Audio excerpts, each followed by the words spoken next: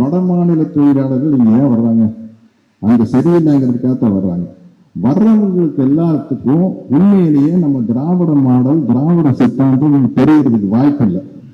அவங்க எப்படி சந்ததியா இங்கதான் இருக்க போறாங்க. உண்மையிலேயே எப்படி இங்கிருந்து அமெரிக்காவுக்கு பிழைக்க போனவங்க அமெரிக்கா விட்டு வரதில்லை. போனா அங்க செட்டில்டு தான். லண்டனுக்கு போனா லண்டன்ல செட்டில்டு தான். அதனால அது மாதிரி இந்தியாவில் இருக்கிற வடகிழக்கு மாகாணத்துல இருந்தும் பீகார் மாதிரி அங்க ரொம்ப கஷ்டத்தில் இருக்கிற மாநிலத்திலிருந்து வர்றவங்களுக்கு தமிழ்நாடு அமெரிக்கா மாதிரி லண்டன் மாதிரி தான். இங்கிருந்து கண்டிப்பா போக மாட்டாங்க. அவங்களுக்கு சுயமரியாதைன்னு என்ன, பகுத்தறிவு சிந்தனை என்ன, திராவிட மாடல் அப்படிங்கிறது என்ன அப்படிங்கிறது அவங்களுக்கு சொல்லிக் கொடுக்கணும். அவங்களுக்கு தமிழ் தெரியாம இருந்தாலும் கூட எப்படி ஒரு ஜெனரேஷன் கத்துக்கிறாங்க. அவங்களுக்கு அவங்க மொழியிலேயே ஒரு சின்ன வகுப்படுத்தா போதும். சுயமரியாதைன்னு என்ன, தன்மானம் என்ன, பகுத்தறிவு சிந்தனைன்னா என்ன, பெண் விடுதலைன்னு என்ன, பிறப்பால் யாரும் உயர்ந்தவன் தாழ்ந்தவன் இல்லை. ஏன்னா அங்க அவ்வளவு கொடுமை நடக்குது. வடநாட்டுல பிறப்பின் அடிப்படையில் நடக்கும் கொடுமைகளுக்கு அளவே இல்லை.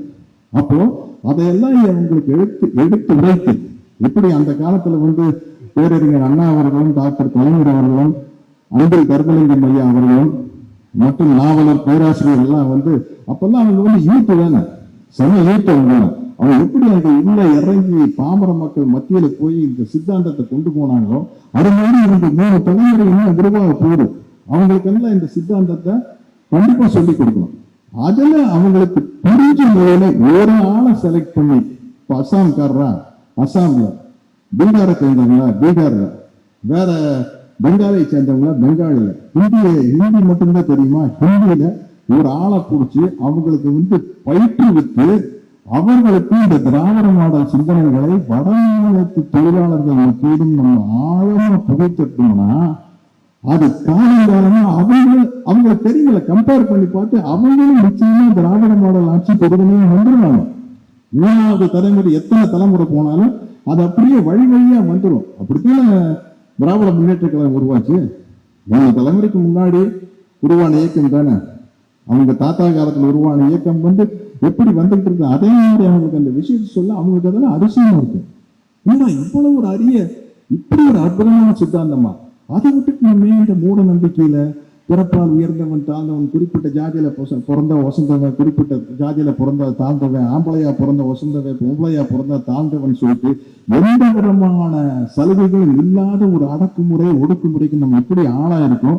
அதுல இருந்து இந்த தமிழ்நாட்டை வெளியில் எடுத்து பேரறிஞர் தந்தை பெரியார் அவர்களும் பேரறிஞர் அண்ணா அவர்களும் முத்தமிழறிஞர் கலைஞர் அவர்களும் அந்த இடத்துல தமிழ்நாட்டை அப்படி தனியா எடுத்து போட்டாங்க பாருங்க. அதனால ஏற்பட்ட வளர்ச்சி என்ன அப்படிங்கிறது அவங்களுக்கு புரிய வைக்கணும். ஏன்னா அவங்களுக்கு அப்பத்தான் தெரியும் நாங்க ஏன் 40 அடிச்சோம் அப்படிங்கிறது இப்பவாறு புரிஞ்சுட்டோம். இப்ப இதையெல்லாம் புரிய வச்சிருந்தோம்னா உத்தரப்பிரதேசல 50-50 வந்திருக்காங்க. அங்கேயும் 75. நீ ஒரு தலைமுறை உருவாக்கி அவங்களுக்கு சொல்லி கொடுத்து பாருங்க. அவனை கேள்வி கேட்க பழக்கி விடுங்க.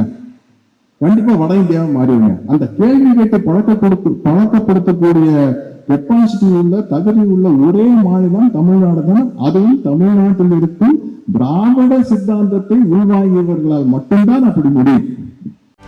செய்திகளை உடனுக்குடனும் துல்லியமாகவும் தெரிந்து கொள்ள சப்ஸ்கிரைப் பண்ணுங்க.